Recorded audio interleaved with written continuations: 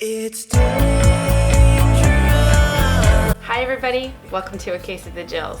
Today's video is about dudes. So if you've been following my channel for a while, you know that that's Tulip.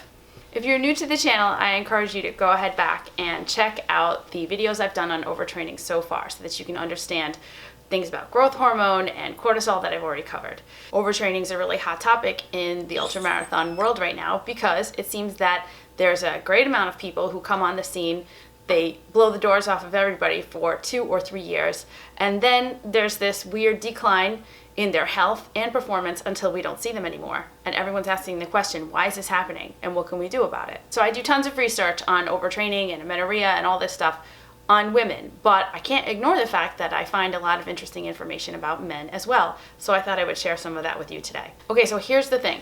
Very quickly, what is overtraining? And don't shoot me on this, but I kind of will use overtraining and overreaching not so much interchangeably because they are different, but when I'm talking about overtraining, I'm really talking about the sort of colloquial use, and I'm not trying to split hairs between what is overreaching versus overtraining, but do understand that I am trying to give you the best information possible, and I'm not always perfect in my language. I'm not a doctor and I'm not a scientist. I'm just someone who loves ultra running and somebody who burned out massively and wants to figure out a way to keep going without destroying my body. Okay, so what's the deal with overtraining? First, let's just make sure that we have a baseline understanding. You're doing all kinds of endurance exercise, which requires a period of rest and recovery between efforts. What happens with overtraining is that that period of rest and recovery between efforts gets smaller and smaller and shorter, or it doesn't happen at all. It doesn't happen adequately, meaning that your body is trying to repair itself but does not have the opportunity to do so. So after a while, you end up with what we call either burnout or overtraining. So here's the thing. We're athletes. We train. How do we train? We go out and run. And what are we trying to do? We're trying to get faster. We're trying to increase our endurance. We're trying to increase the number of miles we can run. We're trying to increase our cardiovascular ability. We're missing the boat on one major body system. That's the endocrine system. The endocrine system is responsible for so many things across your entire body.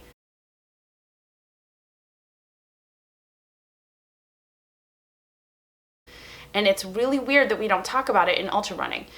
Endurance exercise, by its very nature, taps into the endocrine system in a way that regular exercise or moderate exercise does not.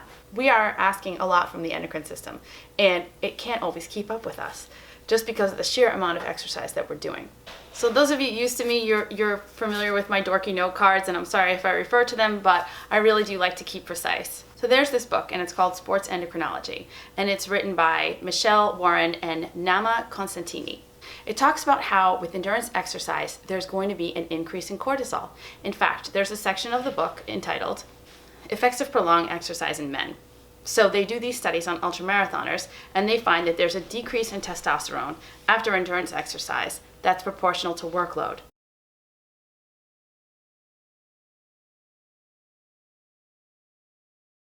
And the reason why is because you have an increase of cortisol, you're going to have a decrease in testosterone. So let's go over that one more time. Endurance exercise leads to an increase in cortisol and a decrease in testosterone. Now, I'm sure many of you gentlemen know, but when you have a decrease in testosterone, you can count on some of the following symptoms: low semen volume, libido impairment, reduction in repair of muscle tissue. It can actually bring about a catabolic effect in which your body is essentially eating its own muscle. Eventually, it can bring on osteoporosis, and it can also affect your mood and behavior. Let's talk more about elevated cortisol in men. Some of the complications of elevated cortisol in men are the following: an increase in belly fat, again low testosterone, insulin resistance, memory loss and brain shrinkage, an increase in blood pressure, arterial sclerosis, depression, and erectile dysfunction. There's a really interesting study, which I'm going to link below, which is called Relationship of Serum and Salivary Cortisol Levels to Male Sexual Dysfunction as Measured by the International Index of Erectile Dysfunction. The short story is that in patients with high cortisol, there's also an increase of erectile dysfunction. This seems a little grim, I'm sure. And if you're watching me for the first time, you're like, who is this chick? And why is she telling me all this bad news? I'm not trying to tell you bad news. I'm just trying to keep you informed. I don't want you to stop running. You shouldn't stop running. I'm not going to stop running. However, Knowing this information and understanding what is happening to your body can maybe help you make some better training choices. Here's the thing, we participate in an outsized sport. It's an extreme sport. So it does require us to take care of our bodies in a way that probably is a little extreme. It requires more care for total body systems. And here's the problem. We have the responsibility for monitoring your own health in ultramarathon. There are so many races now. There's a race every weekend. Guess why? It's a business. You should select the races that are important to you, interesting to you. Maybe it's a special race for a sentimental reason. You have friends going. It's a destination race. However, listen, I lived in the Bay Area. I know how it is. If you want to race every weekend, you can.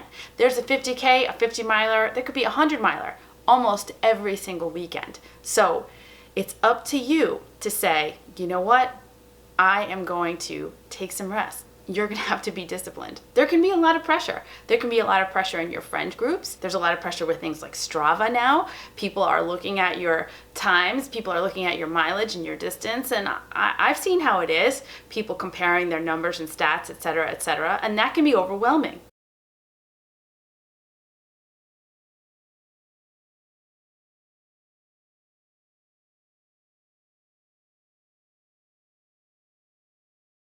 Also, I feel like somehow in our sport, there has been so much emphasis on speed. There's these young guys right now that are going so fast, and everyone is so impressed with this. And also in our sport right now, there's all these people putting up huge numbers of mileage. Like, that is the thing that is so impressive. You know what is more impressive? More impressive is the person you talk to who's been running ultramarathons for 20 or 30 years. Instead of worrying about what these fast young guys are doing, the rest of us who are not going to be elite runners, mid-pack, back of the pack, we should be looking at the people who've been running forever. That's really something to look up to. I guarantee you, if you talk to some of those people, their secret to longevity is going to be rest. For most of us, running is a leisure activity. It's a hobby. It's not our job. We don't have to worry about running to put food on the table.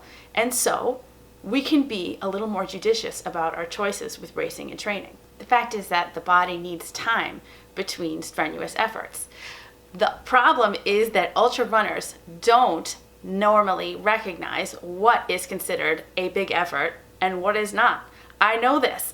You know, you say, oh, a marathon isn't such a big deal. I've talked about this in other videos before. And it's not for you psychologically, but I can promise you this, your body knows. Your body feels that it's a big effort. You need rest time between those big efforts. You need to take time off. Again, I'm not telling you this because I want anyone to stop running. I'm certainly not going to stop running.